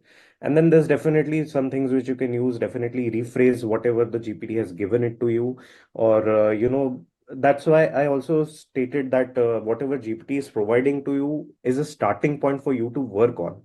This is not giving you a complete solution, but this is giving you a freedom from your manual related work, clerical related work. This is going to give you the entire skeleton of the structure which you need to perform or you need to prepare, and then you can apply your mind and start working on the basis of what this AI has given to you. So that's one way where you can avoid being detected using an AI. Right. So I think we can move ahead with the next Yeah, query. maybe one I can add is you definitely don't want to lose the human touch. I mean, I coin a word called hi-fi. Okay, hi-fi is meant for some other thing, but I say the human intelligence first and artificial intelligence next. So Yeah. you have to have that kind of touch. I mean, obviously that's the only way we can protect ourselves to stay in this particular area. Yeah. So another question is under the paid version, we can develop our own GPTs, which we can decide not to publish whether data uploaded them remains non-accessible by others. Is there any clarity? Yeah. See, I think many technical questions will be definitely answered during the AI certification because if I speak more, get into more technicalities, the time factor. Yeah. Definitely there are configurations where whether you want to go for, because when we create a GPT, there will be three options: whether you want to keep it for your own, you want to publish through link, you want to make it available in the GPT store. So depending on the option what you choose, you can make it either private or public as per the option what you are going to choose. But still, as I said, more detailed discussion can be happening more when we are in a physical mode. Obviously, you don't want to disclose something which might create some issues, especially when I'm speaking about the OpenAI kind of. Is there any way to avoid the lines in between? See, ultimately, the practices and all, as I said, it requires a little bit of hands-on. No, definitely it can't answer because the kind of format what you are using. But the practice what I follow is every now and then, like say once in a week, I'll export the chat. Okay, so if you are going for a paid version, there is an option under the settings where under personal you can export the chat. Once you export the chat, the entire dump of your chat will be coming to your email ID where you have created your credentials. You download it. The particular HTML, as per your requirement, you can print first to 10th page or 11th page to 15th page. You can choose the pages what you want to print. So that way, once you're converting into a proper PDF, all these aspects of alignment and all that will be taken care. Right. So there's a query with respect to suggesting GPT for office management and staff training. So actually, that's a very wide array of We can't endorse, we can't endorse some product and all. yeah. Uh, So that's one thing. But with respect to CA GPT itself, for example, I explained the members and student service directorate. There's also a CA GPT, which is Acts and Regulations, which consist of all the ICAI related acts and regulations. So definitely with respect to managing your office staff or articled assistants, in that case, you can definitely give a guidance or provide an SOP using that particular GPT by simple prompts like give me an SOP for my articles, keeping in mind the requirements of the Institute of Chartered Accountants of India or the CA Act and regulations. So that through that you can definitely start with your office management and staff training also.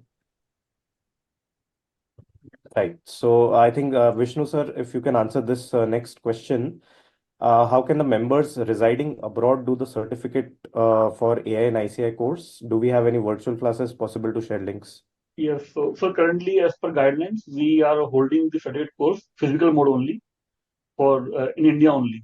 So for foreign countries, we will come up with the new guidelines in the next council, but that should be also in physical mode only. So we will come up with the after the next council, and we are getting the certificate course requirement from many countries. So definitely we have noted, and we will come up with the guidelines. Right. And there's another question. If I'm a member without active membership, can I access these GPT, including the UAE CA GPT? Sir, Vishnu sir? No, so for currently we have enabled for members only and for students. So student can see their student GPT, and ICAI members they can see members GPT. And one thing which I might add in this is once you are logged in as a member, you can definitely access all the GPTs, 18, 19 GPTs which are there. There's no bar in respect of the UAE GPT or any other committee's GPT. You can access every GPT which is present on the platform at that moment. Yes, sir. Vijay, sir. Next. What are the various automated compliance and tax management ideas using? See, ultimately, keep in touch with the AI committee events. Like say, one we had is now today with regard to automation. Earlier, we had with regard to the company's audit, the tax audit. So every now and then they'll be like, because AI is something which it's not like whatever is done that's the final. Every day, every week. Just to share, maybe in a day around roughly 300 plus tools are being used only in the released only in the GPT. And if I speak about generative AI, is roughly around 2,200 plus generative AI platform, only generative AI, not even AI. AI tools roughly around 3,000 plus are being released every month. So you can't stick to one particular things. Of course, as I said, choose one. Especially if I'm speaking about in this platform CA GPT, if you start using it, and then once you are familiar, once you are up to date and all those things, then you can try to explore other things. But when it comes to various tools and all, definitely it will be there. Because we can't demonstrate one saying that this is the one. It keeps on improving. Maybe keep in touch with the committee events and attending the certification will give much more detailed idea. So, and apart from I think the same continuation. This thing, how do we retrieve? Earlier charts? See, whatever charts trial you have, let me share the screen. Whatever charts trial you have, those will be captured. If in case even you are logged into your email ID, those will be captured during this. But if in case you are very specific about identifying something which you already done, so you can use something called @ what @ does is it will pin the recent charts. If in case I've done use company secretary, so I have the whimsical diagrams and all. So I can use @ and start putting certain words which I want to take the help of the recent charts kind of thing. But otherwise, as of now, they haven't given any search menu saying if I'm looking for something like indirect, internal audit, it will directly go to the chart. That facility as of now it's not provided because obviously so much of technology has gone into this, and maybe down the line it might come up. As of now, there is no such option. Yeah. Right, and I think if the chat has once been deleted, it cannot be retrieved. It can't be retrieved. Yes. You can, however, archive and then retrieve that particular archive as you showed in your last use case. Now, is there any GPT for KSA, Saudi Arabia VAT or corporate tax laws by ICAI? I don't think so. There presently is a GPT about it, but in the future there might be one. Vishnu sir might be able to clarify more on that. The next question is how to generate output directly into PDF, Excel, Word, Google, or Docsheet. So at present, ChatGPT in itself can give you an entire link when you upload your data and you do your chat. And if there's a report which you want to directly export to PDF or Excel or Word, you can definitely do that. You can ask it to share an Excel file or a Word file or a docx file or a PDF file, and it's going to give you a small temporary link which you can click and download whatever data is there in that particular document. Now, with respect to formatting and these kinds of things, GPT is currently not able to access Microsoft's specific apps like these. So you may need to tweak in some formatting or design changes as per your requirements once this has been exported into your relevant format.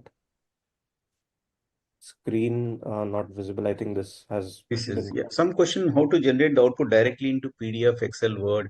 See, it's not that every time it does. And usually, ChatGPT has the capability of generating it through Sandbox, or depending on the if it is PPT, it will be using some other third-party utility to generate like swim screen charts kind of thing. So it comes with the third-party app, not exclusively with the GPT. It will give a format in a way you can copy and paste it in Word or Excel. That kind of format it will give, but does not directly generate. It will use third party. To again, yeah, once you are generating third party, you have to give a consent. Then again, it will take you to the respective website. So all these risks you have to be prepared with. All right. I think this query was related to your previous use case. I think Yeah, please. Can use. Okay. One can get the GPT course or AI course details. Sir, website you can just visit. At least now and then keep visiting AI.ICA website. There's so many things be getting updated, including your events and certification courses and all. Just visit the website. It's very user friendly. Everything is detailed.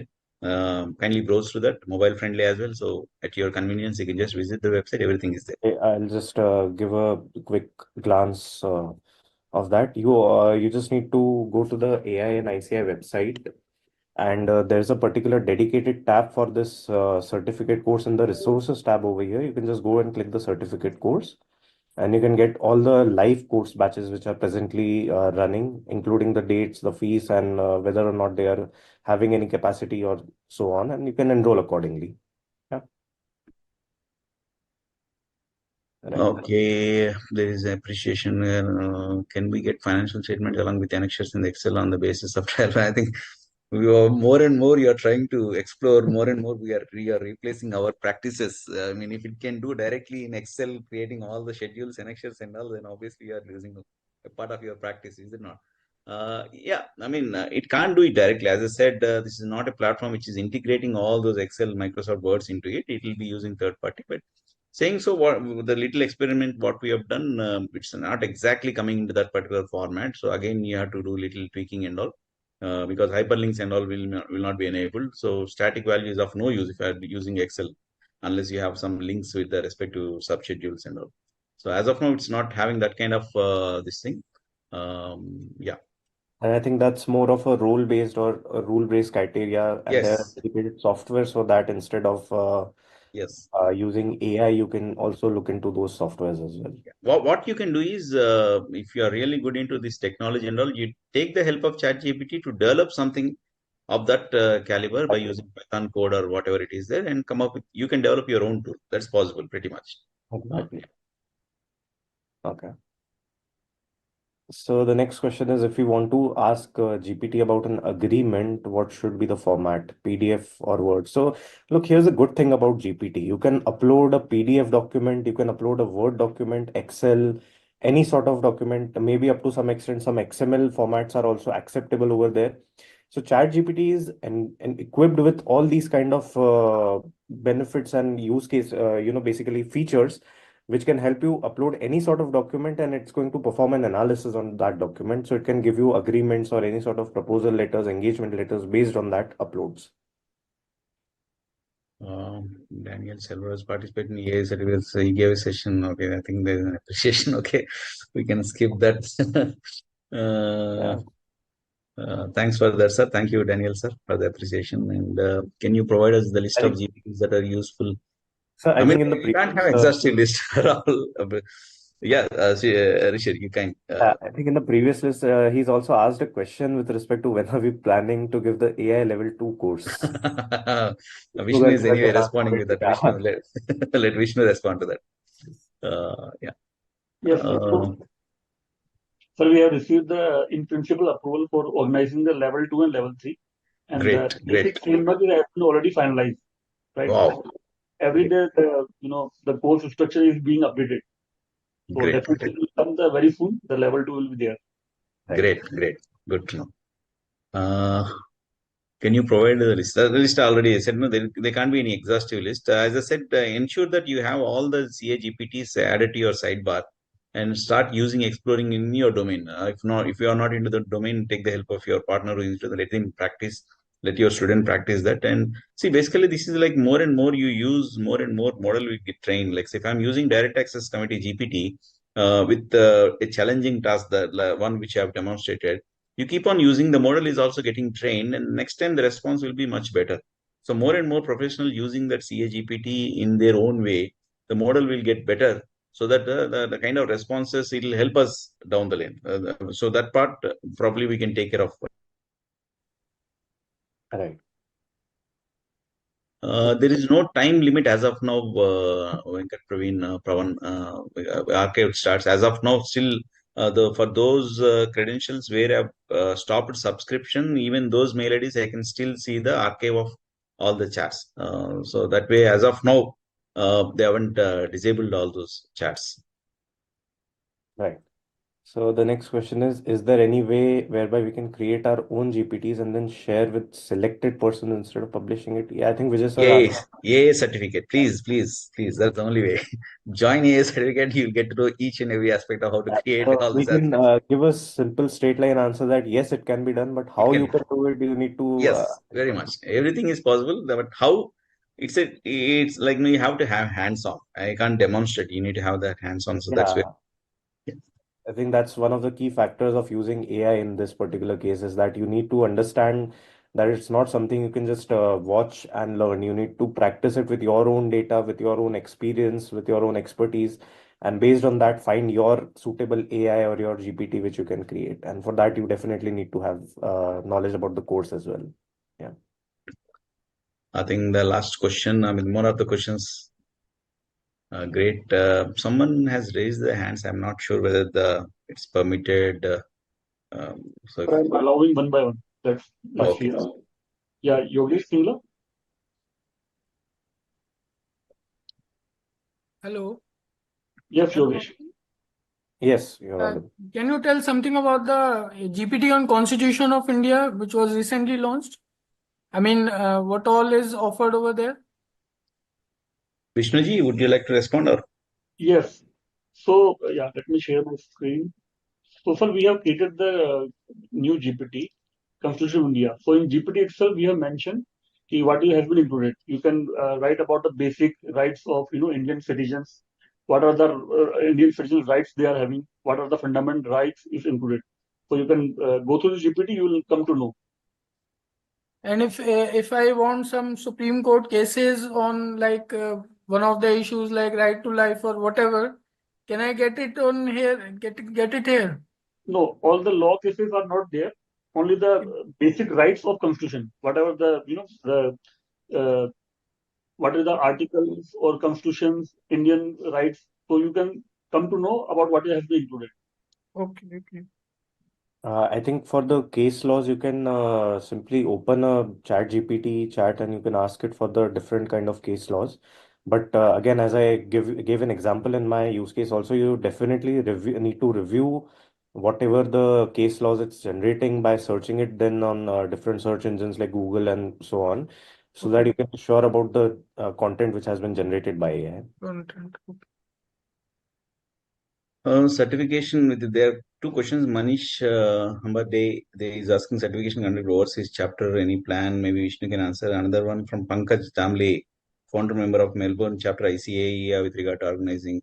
As a faculty, I would love to have physical session overseas to travel there, but it goes to the ICAI decision. So Vishnu sir, can you please? I think already you have responded. Maybe you can answer this as well. Yes. So basically, we have been getting the certificate course requirement from across the countries, across the chapters. So they have been preferring the online, but see, in AI, we have been doing a lot of practical and group presentation. So, so as per ICAI guidelines, the physical mode is only allowed for foreign chapters. We are coming with the new policy and guidelines. So once it is approved, we will definitely organize the physical courses there also. Sir, one more question. Yeah. Hello. Yes, Can yes, I Yogesh. ask one more question? Yeah, Yeah. please, Yogesh. Can the output be sent directly to my mail ID? I don't know whether it was answered or not, but No, it can't be. See, basically, the output can be actually generated in your recipient file or PDF file also, because as I said, if it has to do, it has to take the third party this thing. So if I'm speaking about email, there are many things coming. As of now, it is not enabled, at least in GPT. But if it is enabled also, that would be a risky because you will be giving a two-way permission to that, which is again a risk factor. Manzoor Hassan Sheikh has an asked question: GPT for receivables management and client relation management. See, few apps like maybe Zoho and all, they've also come up with these kind of things where they are. It's not exactly GPT, but some part of AI where it does this. But I suggest using the CA GPT with little bit knowledge about like say if I speak about automating the receivables management in Tally, which can be done through ODBC connectivity and the TDL, which pretty much you can use these GPTs to generate those, even doesn't have, without learning the TDL codes, you can still generate certain TDLs, which does this kind of tasks. Because why we need to start getting into that area? Because data is being generated by us, data is being handled more by us. So we are the masters of data. And for a software development, that is the main key area. I mean, for any kind of application development. So we have all the control on the data information. Why not make use of these GPTs to get into that not to learn the entire coding and all, but take the to integrate the kind of data into our respective application. Pretty much be done. I mean, that's what we teach in where how to make use of these GPTs to develop your own kind of tools, kind of thing. Yeah, it's pretty much possible. Yeah. So can the word limit be increased for this free GPT? Yesterday I was using it, but after asking some queries, it said that the free limit has been exceeded. So now to log in after 7:30 or tomorrow. See, basically, Gmail based, I mean, any credential based, there'll be a limit because it goes with the tokens. But if in case you are enabling a temporary chart, you can have little extended time because you are not training the model, you are not storing it, you are not archiving it. So if you are enabling temporary chart, you can have a couple of more discussion with that. And I think it's more on the hands of OpenAI with their policy than being part of CA GPT. Exactly. That's there, yeah. So we can take the last two questions from Nikin and Keshava. Sure. Yeah, my question was, it was an add-on where somebody had asked that how do we maintain the, clients do not allow GPT to use, how do we maintain the confidentiality? So normally I tell AI to give me a standard format which can be customized. So we can, it gives me the suggestions and it gives me a macro level box sort of in which I can add the details data as per my requirement, step by step at each prompt. And that gives a very humanized report and it is not catched by the client's version. So I wanted to add that to your answer to that query. Yeah, maybe, Rishi, you want to answer? I mean, shall I go? Yeah, I think he's said it right up to the extent that definitely you should give, as I said earlier also, that you should ask GPT to give you a starting point for your project or a process. And then you can definitely input your own data based on whatever Word, Excel you create and go ahead with that. Maybe what I can add is like say that's where you can take the help of your articles and all, because this content whatever is there, if you give it for review to them, they are also updating themselves, they are also getting in touch with this, and you're also ensuring that they are engaged into this entire process. Because if you totally depend on that and you override the other resources, the one aspect is you might end up in a wrong giving a wrong response. So including human intelligence into that, as in the form of article students or whatever, let them review and let them refine it, and that's where you can use. And the practice what I follow in my personal this thing is I'll be using two subscribed platforms. So if I'm speaking about CA GPT, other one might be Claude. So output given by one, I'll share my concerns saying that no, I'm looking into privacy aspect, I'm looking into governance aspect, I'm looking into regulatory aspect. Kindly consider this and review this particular output which is generated by Gen AI and give your inputs. So I'll take the help of another AI, share it, and use. I'll get earlier GPT and say, considering this, refine the output along with that. So I'm trying to sanitize the output directly using that. So that way you can address this particular concern of your privacy aspect and of humanoid aspect. Right.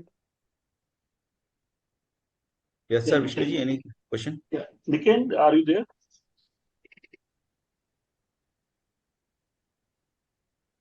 Yeah, you are on mute.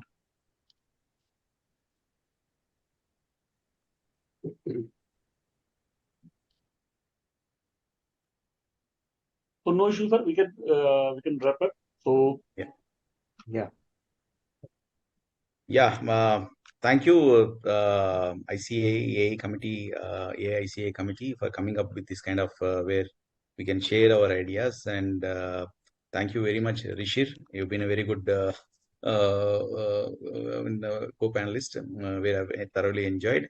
And all the best to you all participants. And thanks for joining in and staying throughout. And as I suggest, keep on continuing this particular subject learning, because just we are in the beginning stages, and so many things will come up from the institute as well, which will definitely benefit. And from my side, thank you very much. Right. Thank you, sir. You've also been amazing. Yeah, so good afternoon, everyone. I would like to thank all the participants and the excellent speakers. So session was too much engaging. And finally, I would like to also thank AI leadership for coming and guiding us and coming with such webinars. Thank you, sir. Thank you very much. Thank you all. Thank you very much.